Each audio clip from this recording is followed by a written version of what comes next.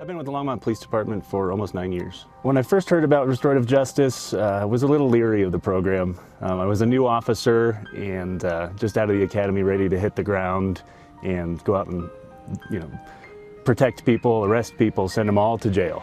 That was my job. If you violate the law, you go to jail. The first time I did restorative justice, my eyes were kind of open to the process, and it really had an impact on me. It was several juveniles, about 6 to 8, that had broken into an old chemical factory here in Longmont. And as I was, working the night shift like all the new officers do, I came upon an open door and I saw bodies running from me. And they ran off into a field, and as a new officer, I chased. Because that's what we do. And at the time I saw these boys in the field, they were hiding in the grass, tall grass, so I couldn't see these bodies. I just knew there were 6 to 8, to me, bad guys out in the field. And the dogs were coming, my gun was out, ready for someone to jump up and try and do something to me. So at that point, someone could have got severely injured, either by me with my gun, by any other use of force, or with the dog biting them. Eventually I had them all stand up and give up, and I realized, oh my gosh, here I am, I'm out with these, 10 to 13-year-old boys. And I thought, but gosh, they've all committed felonies. They've all committed burglary from what they did inside the building. And I thought, oh my gosh, 10 to 13, I don't want to start these guys, with a felony criminal record. So I thought our Longmont Restorative Justice program.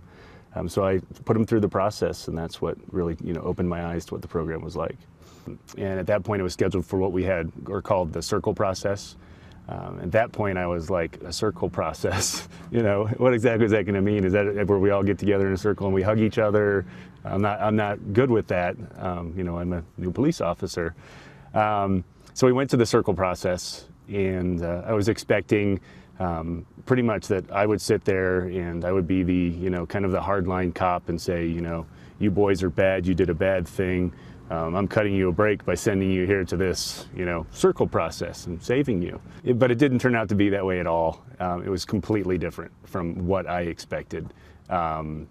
When it was over with, or actually during the circle, when I had my time to speak, I kind of surprised myself because I wasn't in that authoritative role. It was more of a educating the kids, and to a great degree their parents, because their parents were there also. These boys could have gotten severely injured inside the building because it was a chemical factory. They actually made gold-plated components for the aerospace industry. So in doing that, they had large vats of hydrochloric acid inside. So the building was basically a biohazard building.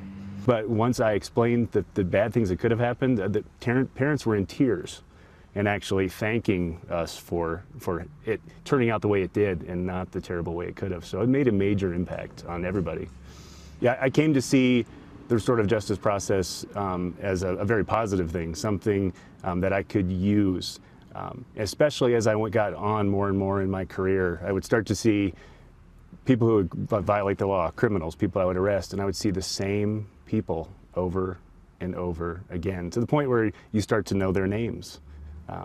And the kids and the people that I dealt with in the restorative justice, I wouldn't see them again. Or if I did, it was more of a drive-by and a wave.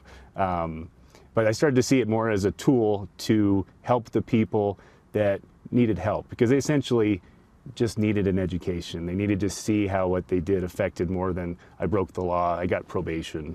They go into the court system, they either have a plea deal or they go through a trial, and if they're found guilty or they plead guilty to the charge, then a lot of the times they'll go into probation, and they'll go through the probation process and have community service, and once they satisfy that and satisfy the terms of their probation, they'll be done.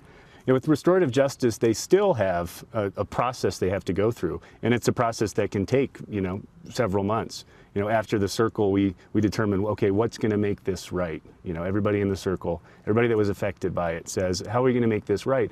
And we come to an agreement with the subjects that are in there that are a part of that circle that, okay, this is what you have to do. So they do have a process, but they're not going into the process of, say, that same kid who did the graffiti may go out and help clean up a park and take an active role, and actually, instead of destroying his community, he realizes, I can help make my community better.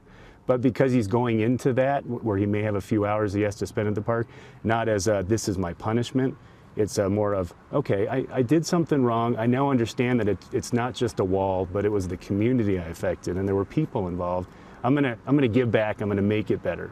In the restorative justice process, people have to take responsibility for what they did. To even be considered for the process, they have to admit and take responsibility for, yeah, that was me who did that. And then the officer can determine, okay, they're taking ownership of what they did immediately. So now we can take them to the next step and put them into the process. So in a normal situation of law enforcement where someone did something and I'm going to charge them, oftentimes they won't take any sort of ownership for it, because what are they doing? They're admitting that they did something wrong and they know they're going to be put into a court process.